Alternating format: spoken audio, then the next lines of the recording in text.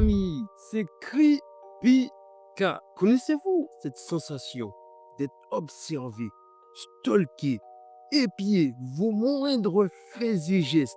Eh bien, ça tombe bien, car aujourd'hui, on a deux histoires et en plus sur le stalking. Et restez surtout pour la toute dernière histoire, car je vous promets que dorénavant, après cette histoire, vous vérifierez tout le temps les fenêtres de chez vous. On est parti. Leila a exactement 13 ans quand ses parents vont la changer d'école pour des raisons financières. À l'école, il y avait ce certain Victor qui, lui, avait 18 ans. Si toi aussi tu t'appelles Victor, ben c'est sûrement toi. Leila nous explique dans son récit que ce certain Victor passait son temps à l'espionner, que ce soit pendant la pause déjeuner et même des fois dans le couloir en regardant par la fenêtre pour l'apercevoir dans sa classe. Ne mens pas, je sais que tu l'as déjà fait. Je l'ai déjà fait, on l'a déjà fait. Mais pas avec le même écart d'âge, je vous l'apprends. Jusqu'au jour où les filles de sa classe vont lui dire Je crois que Victor t'aime. Vous voyez exactement la scène. Elle va nous expliquer que ce n'était pas du tout une bonne nouvelle. Dû à l'écart d'âge, cela l'effrayait plus qu'autre chose. La famille, dites-moi en commentaire si vous aussi à 18 ans, vous vouliez gérer des... Non, non, non, je ne veux pas savoir. Tout cela va prendre une autre dimension quand Leila va se rendre compte que même sur le trajet pour rentrer chez elle, Victor la suit. Là, c'est moins drôle. Elle va nous raconter également que Victor avait également pris une habitude de missionner ses amis pour essayer de négocier quelque chose avec elle. Elle va nous expliquer également que ces négociations duraient environ 30 minutes et qu'en plus, Victor se tenait juste derrière. Vous voyez à peu près pour essayer de saisir la moindre information. Leila nous précise qu'à chaque fois, elle refusait radicalement les avances de Victor, mais qu'en plus, ça ne l'empêchait pas de répandre des rumeurs comme quoi elles sortaient ensemble. Bien évidemment, très motivé ce Victor. Heureusement, elle nous explique que vu la réputation de Victor, étant connu pour être un mec assez chelou, personne n'en gobait une seule miette. Miskin. Mais un jour, tout va basculer quand l'école va organiser une sortie à la foire du livre.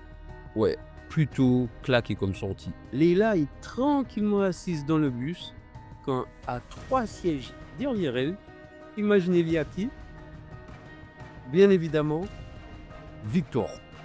À un certain moment précis, Victor va carrément décider de se lever et demander à l'ami de Leila son téléphone. Et le plus stupide de l'histoire, c'est que son ami va en plus lui passer son téléphone. Quelques minutes plus tard, se rendant compte de l'idiotie qu'elle vient de faire, elle va décider de récupérer son téléphone. Mais à ce moment précis, elle va se rendre compte que son téléphone est rempli de photos de Leila prises depuis le bus. Mais putain, les gars, ça veut dire que le mec, il était vraiment comme ça dans le bus.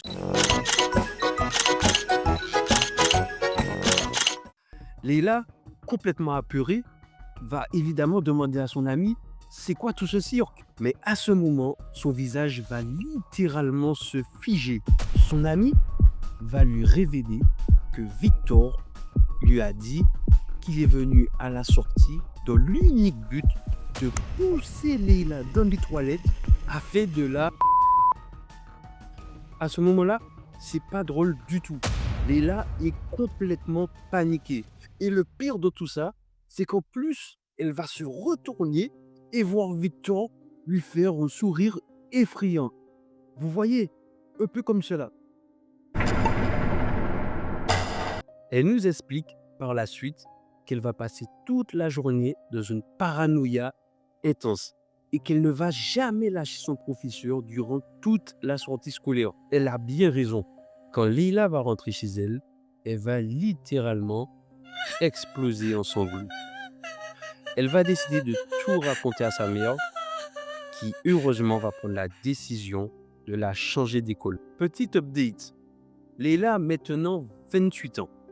Elle va nous expliquer qu'elle habite toujours dans la même ville et qu'en plus de cela, ça arrive que ce même Victor la suive de temps en autre. Heureusement, elle nous dit qu'elle n'y porte pas grande attention, car elle se dit qu'au final, il a peut-être juste un problème mental.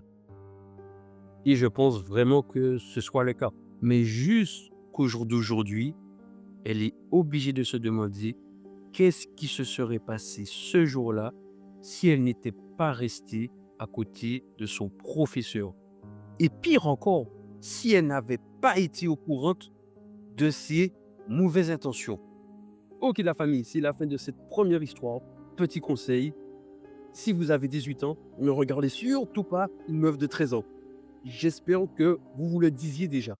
Après, c'est vrai que des fois, à 13 ans, on va tout de suite enchaîner avec la deuxième histoire.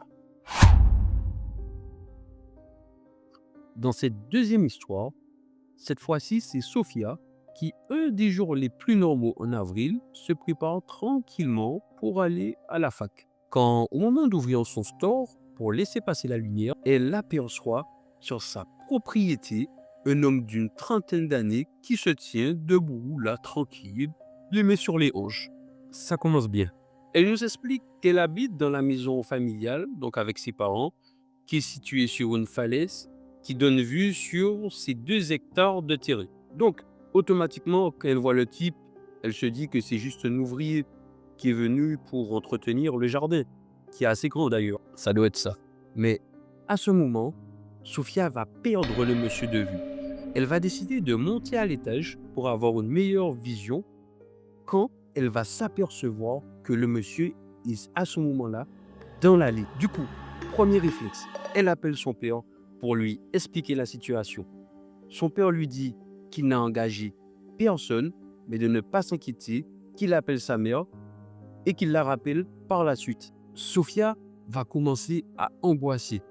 Elle va se dire que c'est quand même bizarre qu'un ouvrier ne se présente même pas avant de prendre fonction.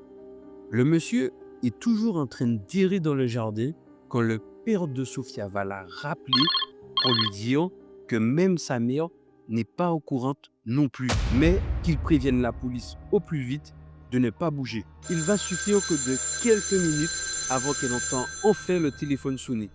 Là, c'est bon, elle est rassurée. Sauf qu'au bout du fil, aucun bruit. Juste bruit de respiration. Elle va automatiquement raccrocher. Là, Sophia est en panique totale. Ses parents sont au travail et elle n'a toujours aucun signe de la police. Enfin, la police arrive et l'homme quitte immédiatement la propriété. La police va automatiquement arrêter l'homme afin de le questionner. Il suffit juste de 10 minutes avant qu'un agent de police rejoigne Sophia afin de la rassurer. L'agent de police explique à Sophia de ne pas s'inquiéter, que l'homme est juste en réalité paysagiste. D'ailleurs, il lui montre même un flyers et que sa mère l'aurait juste missionné. À ce moment-là, Sophia est rassurée. Ça va, ça peut arriver quand même d'avoir oublié. C'est pas grave au final. Sophia, toute rassurée, va appeler sa mère pour lui expliquer ce que la police vient de découvrir. Mais à ce moment, sa mère, de ton grave, va lui dire: Je peux t'assurer que nous n'avons jamais engagé de paysagiste. On n'en a même pas besoin. Et le pire de tout ça, c'est que l'histoire s'arrête là. Nous n'avons même pas le fin mot de l'histoire. On se demande vraiment qu'est-ce qui se serait passé si jamais elle avait juste ouvert la porte à cet homme. Et voilà la famille pour ces 2 histoires. Moi, en tout cas, je peux vous assurer que ce soir, je vais très mal dormir. Putain, mais pourquoi je fais ça sur YouTube? Pourquoi je fais ça sur YouTube? Là, c'est bon, j'arrête. Excusez-moi. En tout cas, la famille, vous savez déjà quoi faire. Et on se retrouve très bientôt pour des nouvelles histoires. Yo!